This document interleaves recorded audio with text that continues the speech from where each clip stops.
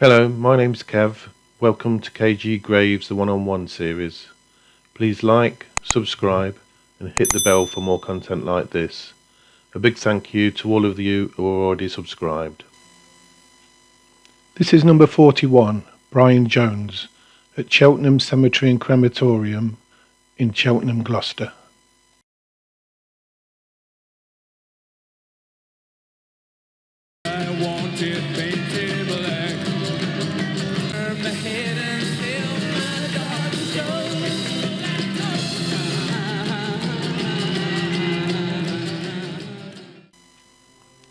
Lewis Brian Hopkin Jones was born on the 28th of February 1942 in Cheltenham, Gloucester.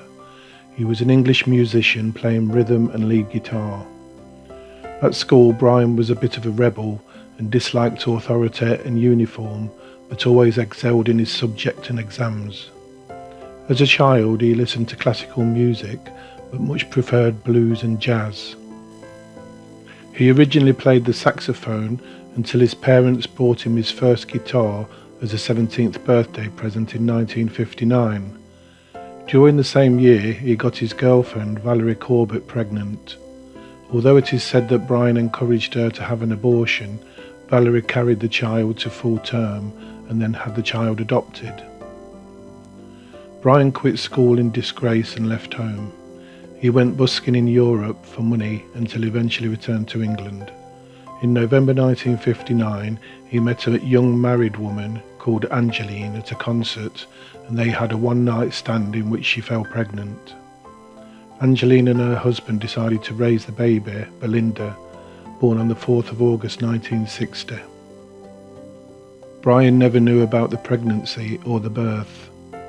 On the 22nd of October 1961, Brian's then girlfriend, Pat Andrews, gave birth to his third child, Julian Mark Andrews. In January 1963, Brian started a group with Paul Jones called the Roosters. After both Brian and Paul left the group, Eric Clapton took over Brian's position as guitarist. As Brian became more famous, he seemed to drift away from his girlfriend Pat and his third child. In 1963, he started a relationship with Linda Lawrence.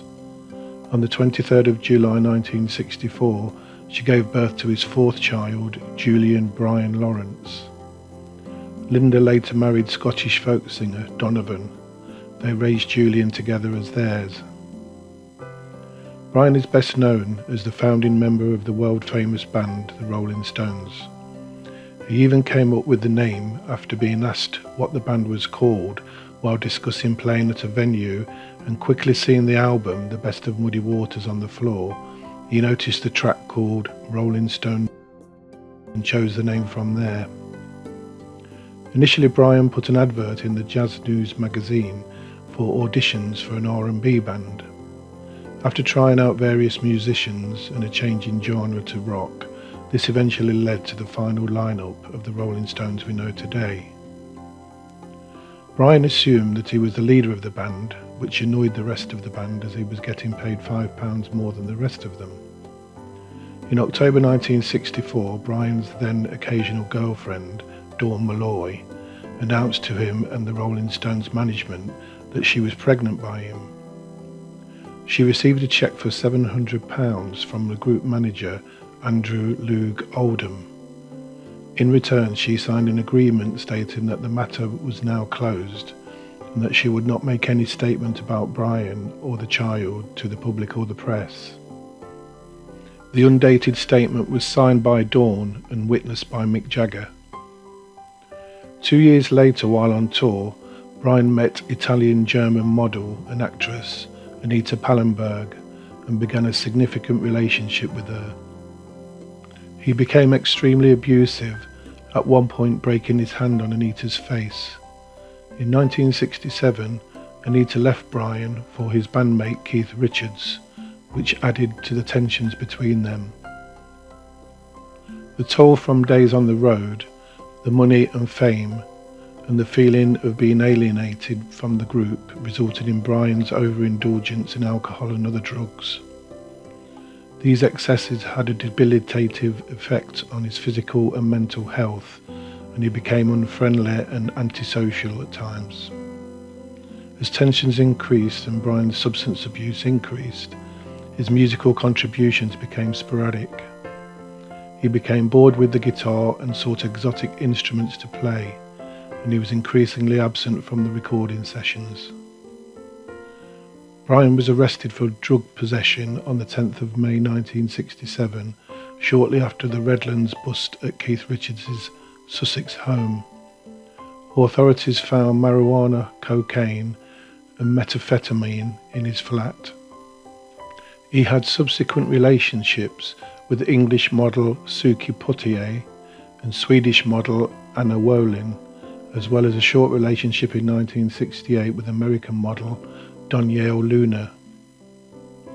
Brian was arrested a second time on the 21st of May 1968 for possession of cannabis, which he said had been left by previous tenants of the flat. Because he was on probation at the time, he faced a long jail sentence if found guilty. The jury did find him guilty, but the judge had sympathy for him.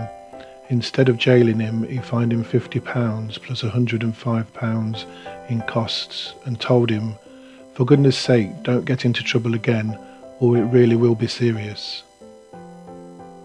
His legal troubles, estrangement from his bandmates, substance abuse and mood swings became too much of an obstacle to his active participation in the band.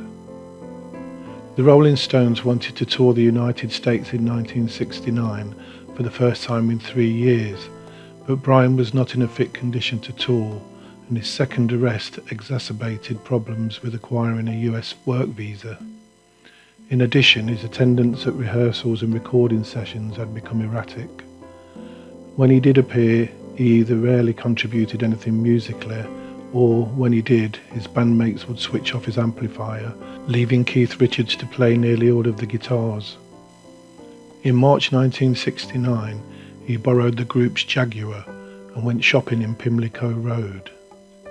After the parked car was towed away by police, he hired a chauffeur-driven car to get home. In May 1969, he crashed his motorcycle into a shop window and was secretly taken to hospital under an assumed name. As the US tour was being planned, Brian was refused a visa due to his constant drug abuse, so the rest of the band decided it was time for him to leave. Brian was a gifted multi-instrumentalist, proficient on a wide variety of musical instruments.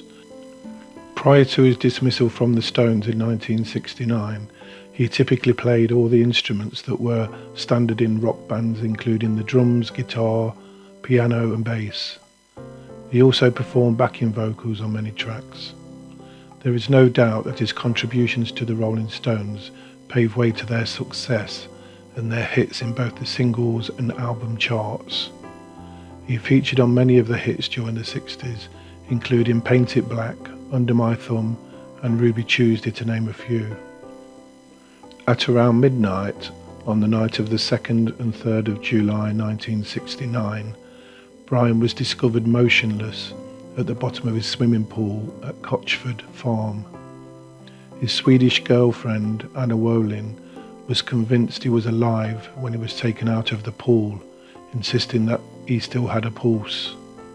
However, by the time the doctors arrived, it was too late, and he was pronounced dead on arrival at the hospital at the age of 27. The coroner's report stated it was a drowning, later clarified as death by misadventure, and noted his liver and heart were greatly enlarged by past drug and alcohol abuse. After his death, there were stories circulating that Brian was murdered by Frank Thorogood, a builder and friend working on his house, stating he was owed £6,000, and that Frank had confessed on his deathbed to the murder, but this was never verified and the case was not reopened. Let's see where his grave is located.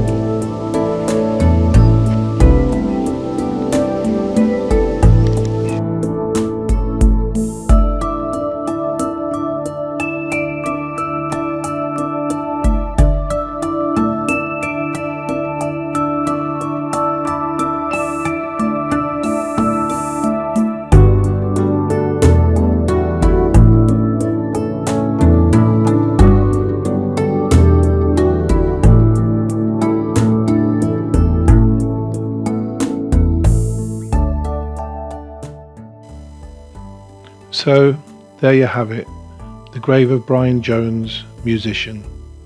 If you have enjoyed watching this video, then please like, subscribe and hit the bell for more content like this.